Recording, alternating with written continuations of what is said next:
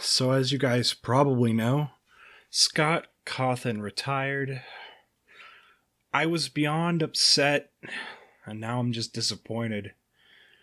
I wanted to talk about this because, if anything, Scott deserves better than this shit. This morally bankrupt shit. I'm going to read through his original response and his farewell letter to hopefully break through to some of these dense fucking morons. But doubt that'll happen. Okay, here we go.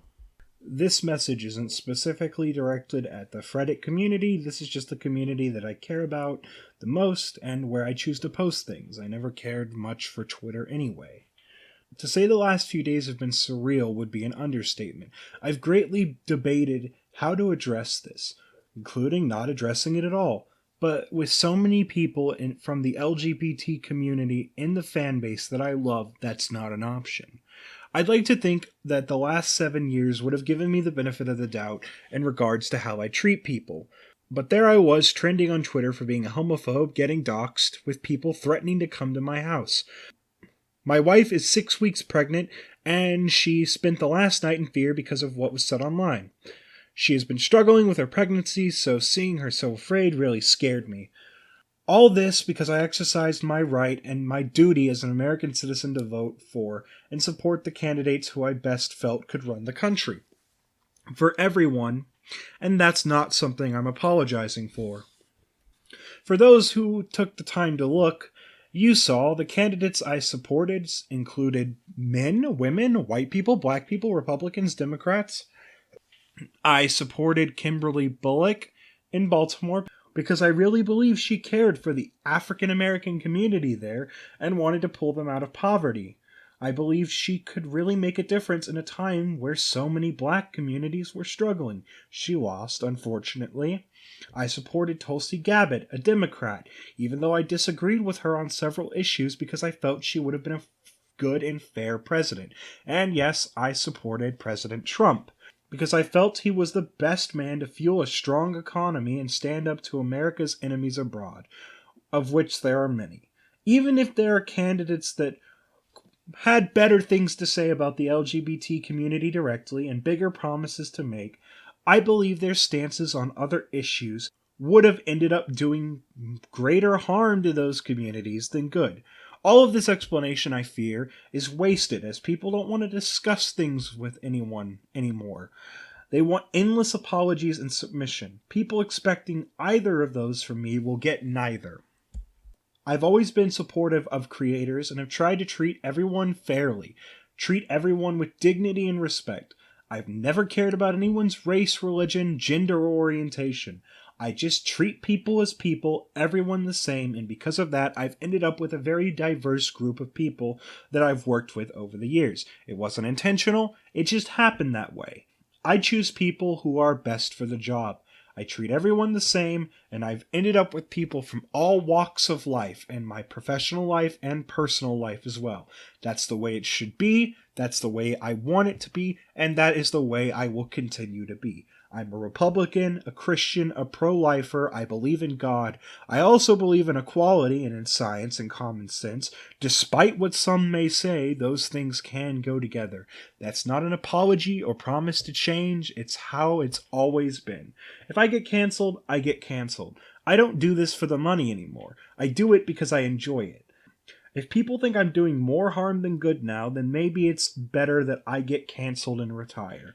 I would accept that. I've had a fulfilling career. Besides, most things that people can take away from you aren't things that had much value to begin with. I've always loved and will continue to love this community and fan base, even if someday it doesn't include me anymore. Before I say anything, check out this amazing piece of fan art. It actually is pretty fucking good. And dude, an 8-year-old drew that. Like, rock on, dude. Pretty amazing stuff, right? I have boxes and boxes of artwork like this from fans that I've saved over the years. I've tried to answer as many letters as I could and apologize to anyone I somehow missed.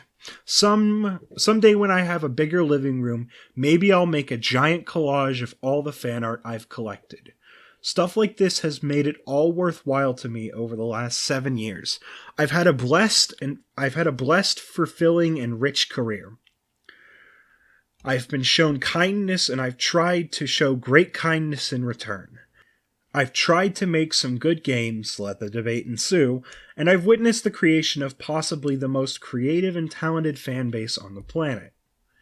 But here, on the 7th anniversary of the first game's trailer, I realize I was in my mid-30s when I started creating the series, and now I'm approaching my mid-40s. I realize that I miss a lot of things that I got to focus on before FNAF became such a success. I miss making games for my kids. I miss doing it just for fun. I miss making RPGs, even though I stink at it. All of this is to say that I am retiring.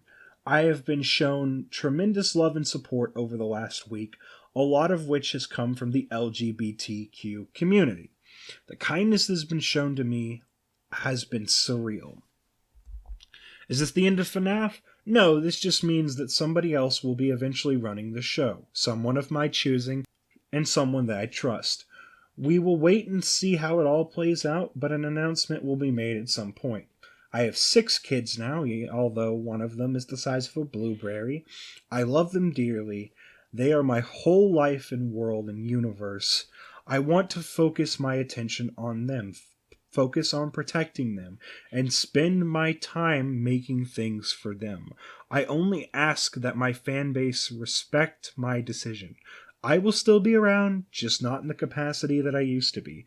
What a blessed career I've had. What wonderful people I've met, and what a tremendous blessing to have been able to know all of you. Thank you so much. Catch you on the flip side. Does that sound like a homophobic jackass to you?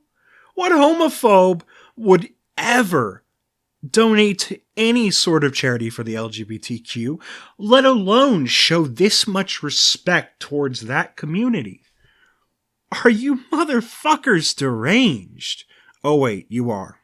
Scott Cawthon is not homophobic. I know this might come as a shocker, but you don't have to agree with everything a politician says to want to support them. And I'm sorry, but there are plenty of politicians on the right that want the LGBT community to thrive. But of course, nobody acknowledges that because it collapses their whole fucking bullshit agenda. The right-wing people could never care about anyone besides cis white people. They shouldn't be allowed to voice their opinions. Don't even let these people vote. Don't let them vote red. You want to talk about fascism? That's about as close as you can get. Well, without breaking some sort of law, anyway. Also, is everyone just going to ignore the fact that he supported and voted for very liberal and democratic politicians as well? If you won't say it, I will. He did. He voted blue. All you volatile assholes constantly say that you want open-mindedness, equality, and tolerance, but when you're given it, you spit on it. Scott Cawthon voted for Democrats, and yes, Republicans, that he thought could better the communities that he loves. This was not motivated by bigotry. This was an attempt to continue being somebody who treats everybody equally. Left, right, that doesn't really matter to him. He voted for people based off of bettering others. By all accounts, he treats everyone with love and respect, no matter their creed or orientation. You couldn't ask for a more tolerant mindset. So in short, fuck every single person who pushed this man to quit, who threatened his kids and pregnant wife. You scummy, shitty little weasels. I don't give a fuck if you disagreed with him politically. Burn in a sack. People won't catch me on Twitter for a while. I've personally decided that it's just a trash shoot website.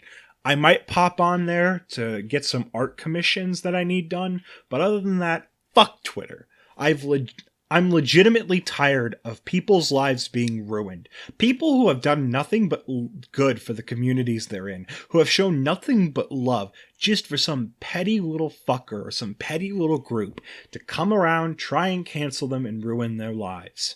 But honestly, there are people who have said it way better than I can at this point. I'm just going to try my best to move past this. And yes, I'm going to continue to make Five Nights at Freddy's content, whether the fucking Twitter keyboard warriors want me to or not. But most importantly, I hope Scott is okay, and that his wife's pregnancy goes smoothly. Yeah, just wanted to throw my 2 cents in the ring. One more thing before I sign off. Thank you, Scott. You mean the world to me and the community you built. Don't ever forget that. Alrighty? Like and subscribe, and I'll see you guys next time. Bye.